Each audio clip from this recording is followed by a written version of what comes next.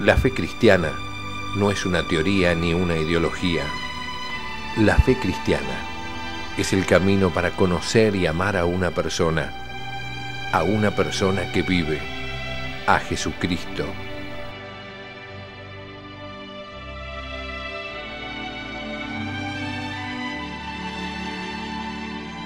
La fe cristiana, un curso del Instituto de Formación Teológica por Internet que quiere ayudarte a crecer en el amor a Jesús, nuestro Señor.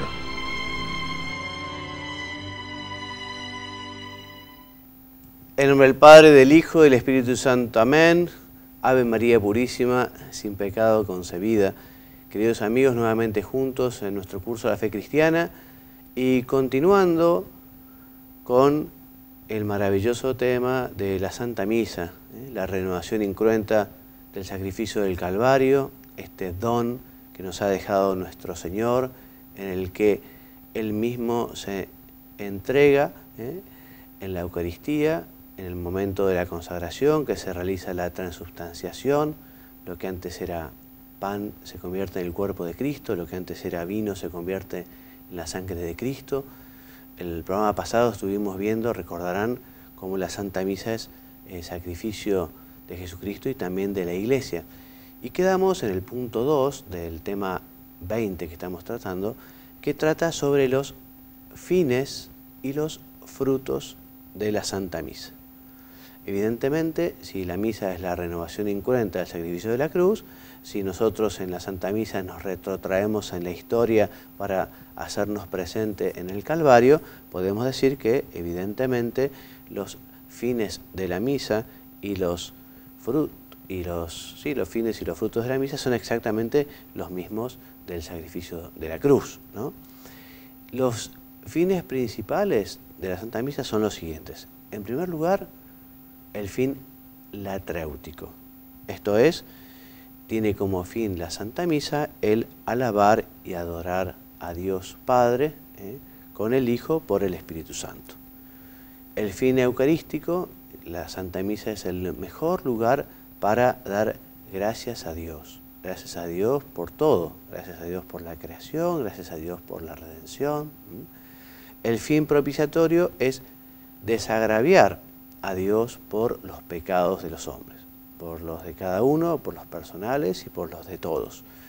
Vamos a pedir perdón por mi culpa, por mi gran culpa. Señor, ten piedad, Señor, ten piedad. Yo confieso ante Dios Todopoderoso, ante vosotros, hermanos, que he pecado mucho de pensamiento, palabra, obra y omisión. O sea que en la Santa Misa vamos a desagraviar, a pedir perdón. Y también el fin impetratorio, que es pedir a Dios sus dones, pedir a Dios sus gracias, pedir para uno, pedir para los demás, pedir bienes espirituales, pedir bienes corporales, materiales. Así que la Santa Misa es el mejor lugar para alabar, para pedir perdón, porque ya no es uno el que pide, sino que el que pide es Cristo mismo, Cristo nuestro Señor, quien pide por nosotros. De modo tal que cuando el sacerdote presente las ofrendas, la patena, que no dejen de estar allí tus peticiones, tus acciones de gracias, tu petición de perdón, tu adoración, tu alabanza, porque es el momento mejor. Recordemos que justamente el sacrificio de la misa es el tesoro más grande que tiene la Iglesia, lo más sagrado que tiene la Iglesia, es lo que hace que exista una antigua y una nueva alianza, ¿no? Es el sacrificio de la nueva alianza que nos dejó nuestro Señor y que se renueva en el altar cada vez que se celebra en una iglesia. Muy bien, entonces, estos fines de la misa, entonces, y estos frutos de la misa, los vamos a encontrar en distintas oraciones de la misa. Durante la misa uno justamente va pidiendo perdón, va adorando al Señor, va dando gracias, va pidiendo. Las oraciones principales en las que nosotros adoramos, pedimos, damos gracias son el Gloria, el Credo, la Anáfora o Plegaria Eucarística, el Santo, la Epíclesis, la Anamnesis, todas las intercesiones, la doxología final, por Cristo, con Él, en Él, a ti Dios Padre Omnipotente, en la unidad del Espíritu Santo, todo honor y toda gloria por los siglos de los siglos. Amén. Esa es la doxología. También en el Padre Nuestro y en las oraciones propias, en la oración colecta, en la oración de las ofrendas, en la poscomunión o después de la comunión. Todas estas oraciones nosotros especialmente eso, alabamos, damos gracias, pedimos perdón, rezamos. Respecto de los frutos de la misa. Entonces los frutos son los efectos que tiene la misa en las personas que asisten, en las personas que a ellas se encomiendan también, ¿no? Y evidentemente los efectos son justamente la virtud salvífica de la cruz, ¿no? Que se hace presente en la Santa Misa. Y esto, cuando nosotros aprovechamos de corazón y asistiendo piadosamente y con fruto, entonces puede ser un gran beneficio para el alma. Evidentemente, los frutos de los fieles que asisten a la misa dependen de sus propias disposiciones. La misa en sí ya tiene un fruto sobrenatural inconmensurable, ¿no? Pero depende también de cada persona cómo pueda aprovechar esos frutos. A mí me gusta pensar que la misa es como una catarata enorme de gracia, ¿no? A la que uno puede acercarse o con un vaso, o con un balde, o con un tonel o un camión cisterna, ¿no? O sea que en la medida en que uno está mejor preparado, mejor puede aprovechar todos esos frutos que se nos ofrecen en la Santa Misa. Entonces, estos frutos comportan esencialmente un crecimiento en la gracia santificante, por lo tanto nos identifican con nuestro Señor, nos ayudan a conformarnos a Él, a parecernos a Él, y de modo especial estos frutos nos ayudan a ser más santos, ¿no? La santidad es justamente parecerse a Jesucristo, ser el mismo Cristo. Por tanto, participan de manera diversa de los frutos de la Santa Misa, toda la Iglesia, el sacerdote que celebra, los que unidos a él concurren a la celebración eucarística, todos los que participan en la Santa Misa, también aquellos que sin estar presentes están unidos a esa misa, y también podrán adquirir esos frutos, esos beneficios de la misa, aquellos por quienes se aplica la misa, tantos vivos como difuntos, porque en la Santa Misa podemos ofrecer justamente esos sufragios que necesitan las benditas ánimas del purgatorio para poder pasar al cielo, para poder alcanzar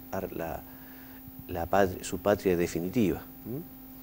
Bien, cuando un sacerdote recibe lo que se suele llamar el estipendio, o sea, una ofrenda, una oferta, un dinero para rezar una intención, bueno, el sacerdote queda gravemente obligado a hacerlo.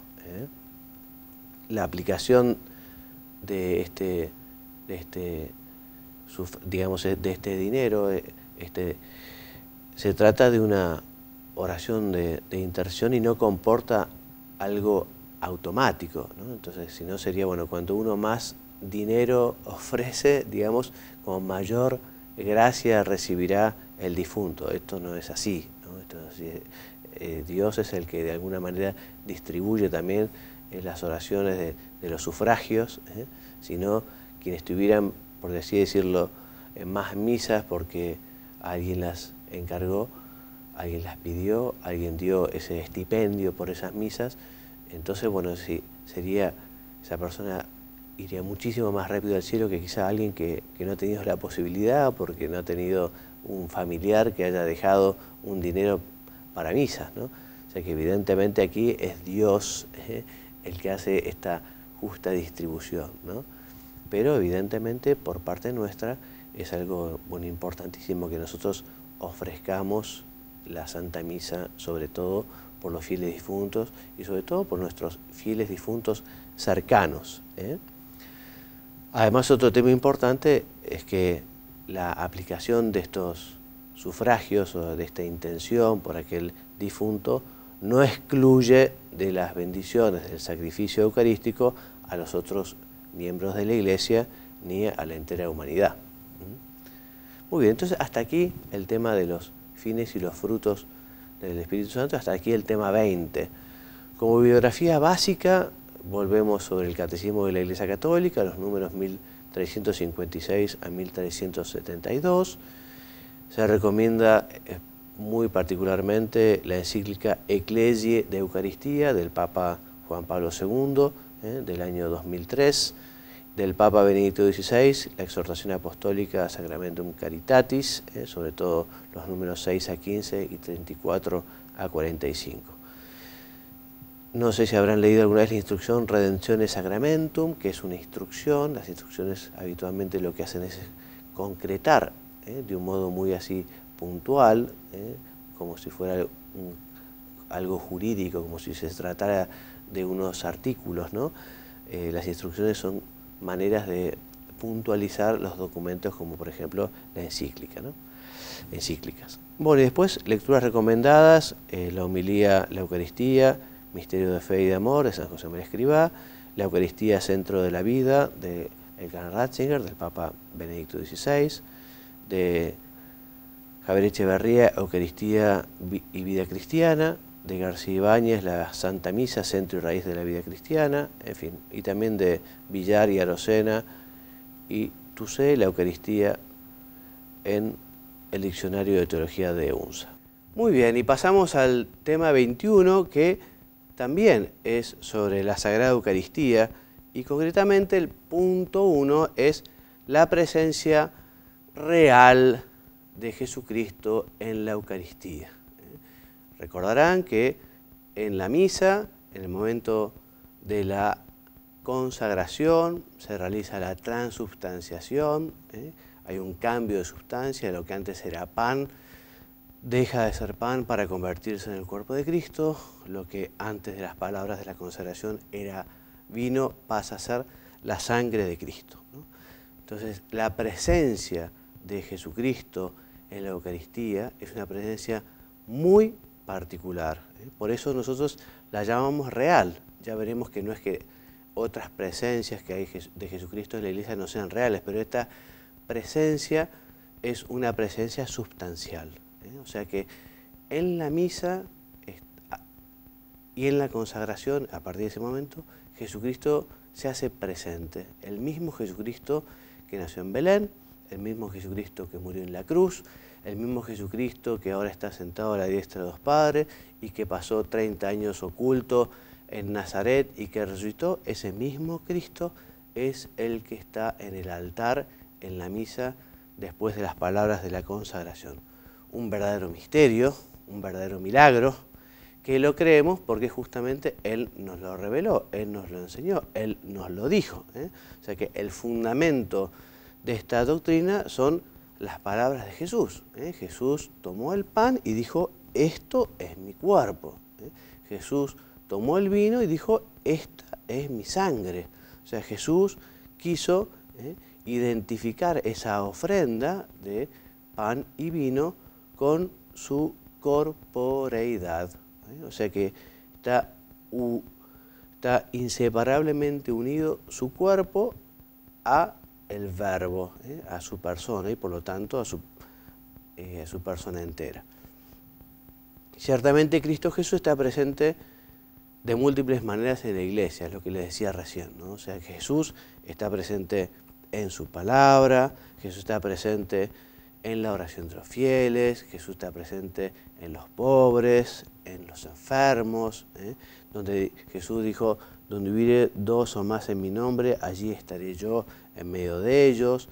Jesús está presente en los encarcelados, Jesús está presente en los sacramentos, muy particularmente en el sacerdote, cuando en su persona consagra o absuelve, pero sobre todo Jesucristo está presente en las especies eucarísticas. La singularidad de esta presencia eucarística de Cristo está en que en el Santísimo Sacramento se contiene verdadera, real y sustancialmente su cuerpo, su alma y su divinidad. Es el mismo Cristo, como decíamos, que nació en Belén y que murió en la cruz. Es el mismo Cristo que está sentado a la diestra de Dios Padre. Denominamos este tipo de presencia real como real, no porque las otras no sean reales, sino por la excelencia de esta presencia, porque se trata de una presencia substancial. Y por ella Cristo, Dios y hombre, se hace totalmente presente. Por eso visitar a Jesús en el sagrario, recibir a Jesús en la Eucaristía, es hacernos Cristo. Ya recordaremos cómo Santo Tomás nos dice que cuando uno toma un alimento, ese alimento se hace parte nuestra, se hace músculo, se hace, en fin. En cambio nosotros cuando recibimos a Cristo nos convertimos en Él, ¿no? O sea que realmente es un don maravilloso el del hombre de contar con esta posibilidad. El término substancial trata de indicar la consistencia de la presencia personal de Cristo en la Eucaristía. Esto no es simplemente una figura capaz de significar y de estimular la mente a pensar en Cristo presente, en realidad en otro lugar, en el cielo. No es un simple signo a través del cual se nos ofrece la virtud salvadora o la gracia que proviene de Cristo, sino que la Eucaristía, y acá está bien resaltado en amarillo, la Eucaristía es presencia objetiva del ser en sí, la sustancia del cuerpo y la sangre de Cristo, es decir, su entera humanidad, inseparablemente unida a su divinidad por la unión hipostática, aunque velada por las especies o apariencias de pan y vino. Por tanto, la presencia del verdadero cuerpo y de la verdadera sangre de Cristo en ese sacramento no se conoce por los sentidos, porque los sentidos nos engañan, sino por la fe, la cual se apoya en la autoridad de Dios, que no puede engañarse ni puede engañarnos. Y fue el mismo Cristo quien nos ha revelado esta fe. Así lo expresa muy bien la estrofa del Adoro te devote, este himno compuesto por Santo Tomás de Aquino, cuando dice: al juzgar de ti se equivocan la vista, el tacto, el gusto, pero basta con el oído para creer con toda firmeza. Creo todo lo que ha dicho el Hijo de Dios. Nada es más verdadero que esta palabra de verdad. O sea que nosotros amamos y creemos en la Eucaristía porque tenemos fe, porque nuestro Señor nos lo reveló, porque Él nos lo enseñó, porque nosotros confiamos en su palabra, que eso es tener fe, no porque nosotros lo podamos percibir con nuestros ojos o con nuestro gusto o con nuestro tacto. La transubstanciación, ya hemos hablado, así que ya saben seguramente también qué es perfectamente la transubstanciación, ¿no? Entonces, esta presencia verdadera, real y sustancial de Cristo en la Eucaristía supone una conversión extraordinaria, una conversión, un cambio de sustancia, algo que deja de ser lo que es para ser otra cosa. El mismo Jesucristo lo dijo: tomad y comed, esto es mi cuerpo, tomad y bebed, esta es mi sangre. Es Jesucristo el que nos revela este cambio. En efecto, estas palabras se hacen realidad solo si el pan y el vino cesan de ser pan y vino y se convierten en el cuerpo y la sangre de Cristo. Porque es imposible que una cosa sea al mismo tiempo dos a la vez. No puede ser el cuerpo de Cristo y a la vez pan común, ni puede ser a la vez la sangre de Cristo y vino de vid, ¿no? Deja de ser vino para ser la sangre de Cristo. Deja de ser pan para convertirse en el cuerpo de Cristo. Sobre este punto, el Catecismo de la Iglesia Católica recuerda lo que nos enseña el Concilio de Trento, que resume nuestra fe de la siguiente manera. Porque Cristo, nuestro Redentor, dijo que lo que ofrecía bajo la especie de pan era verdaderamente su cuerpo. Se ha mantenido siempre en la Iglesia esta convicción que declara de nuevo el Santo Concilio. Por la consagración del pan y del vino se opera el cambio de toda la sustancia del pan en la sustancia del cuerpo de Cristo nuestro Señor, y de toda la sustancia del vino en la sustancia de su sangre. La Iglesia Católica ha llamado justa y apropiadamente a este cambio transubstanciación. Sin embargo, permanecen inalteradas las apariencias, o sea, aquello que ya no es más pan, sigue teniendo gusto de pan, sigue teniendo olor, color, sabor. O sea que permanecen los accidentes, pero en otra sustancia. Esto es lo milagroso. El vino ya no es más vino, pero sin embargo sigue teniendo el gusto a vino, el olor a vino, el color del vino.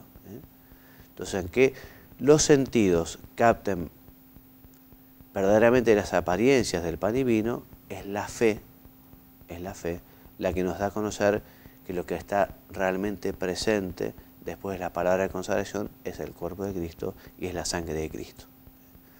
Además, gracias a la permanencia de esas especies sacramentales, podemos afirmar que el cuerpo de Cristo está realmente presente, porque el cuerpo de Cristo estará presente en ese pan mientras sea pan y en ese vino mientras sea vino. Si ese pan, por ejemplo, se pone en agua y deja en un determinado momento de ser pan, entonces deja de estar presente ya allí el cuerpo de Cristo. Bueno, vamos a ver ahora las propiedades de la presencia real de Cristo en la Eucaristía. Entonces hemos dicho que esta presencia es un verdadero misterio, un misterio admirable. Según la fe católica, Jesucristo está presente todo entero, con su corporeidad glorificada, bajo cada una de las especies eucarísticas y todo entero en cada una de las partes resultantes de la fracción. Esto es que cuando el sacerdote, por ejemplo, si tiene pocas formas eucarísticas, después de consagrarlos las parte por la mitad, Cristo está en cada una de las partes en que haya cortado o partido la forma consagrada. Entonces se trata de una modalidad de presencia singular porque es invisible, es intangible y además es permanente, en el sentido de que una vez realizada la consagración dura todo el tiempo que subsisten las especies. Entonces mientras subsistan esas especies, subsistirá el cuerpo y la sangre de Cristo. Por ejemplo, si uno tiene la sangre de Cristo, pero lo vierte sobre un volumen muy grande de agua, allí ya las especies de vino, ya no es más vino aquello, entonces ya no está más la sangre de Cristo. Lo mismo decía con el cuerpo de Cristo, una forma, por ejemplo, un pedazo, una fracción de forma, se pone en agua y ya después deja de ser pan y deja de estar la presencia del cuerpo de Cristo. Entonces, por eso la comunión con una sola especie de pan permite recibir todo el fruto de la gracia de la Eucaristía. La Iglesia permite que en ciertas circunstancias más especiales se pueda comulgar bajo las dos especies, ¿no? Pero recibiendo bajo una sola especie se recibe a todo Cristo. Bueno, vamos a dejar aquí vamos a dejar para continuar con nuestro próximo programa hablando sobre el culto de la Eucaristía. Como nos quedan algún minuto más, quiero aprovechar para invitar a los que escuchan este programa a que profundicen en el conocimiento del amor sobre qué es la misa. Es muy importante que aprovechemos nosotros para conocer bien lo que es la misa de forma tal de poder aprovecharla. Cuanto uno más conoce, más puede aprovechar. Por ejemplo, en esta bibliografía que hemos ido citando, o el Catecismo de la Iglesia Católica, leer despacio, meditar, y así conociendo mejor uno puede aprovechar. Algunos quizá pueden llegar incluso a conseguirse un pequeño misal para los fieles, para meditar las partes fijas de la misa, o para, teniendo ese misal, las partes específicas de la misa de ese día. Eso, llevar a la oración los textos de la misa es algo que puede ser realmente muy oportuno y muy conveniente. Tengamos un gran deseo y un gran afán de amar la misa, de conocer la misa, de aprovechar la misa. Es lo más sagrado que tenemos. Además, en esta misma medida que nosotros aprovechemos y conozcamos, podremos dar a conocer. Hay una gran ignorancia sobre la misa hoy en muchos católicos y nosotros estamos llamados a ser pedagogos sobre este tema, ser personas que hagan apostolado de la explicación, y para poder explicar hay que conocer, para poder conocer hay que estudiar. Así que, en fin, es una tarea que les dejo, una invitación a profundizar, y para eso leer, estudiar, meditar, pensar. Muy bien, entonces hasta aquí nuestro programa de hoy. Dios mediante, el próximo programa terminaremos entonces con el santo sacrificio de la misa, terminaremos con el tema de la Eucaristía. Me despido enviándoles la bendición y pidiendo también oraciones para que tenga fruto también todo este esfuerzo que supone la grabación de este programa. Queridos amigos, me despido enviándoles la bendición de Dios Todopoderoso, Padre, Hijo y Espíritu Santo. Amén. Muchas gracias.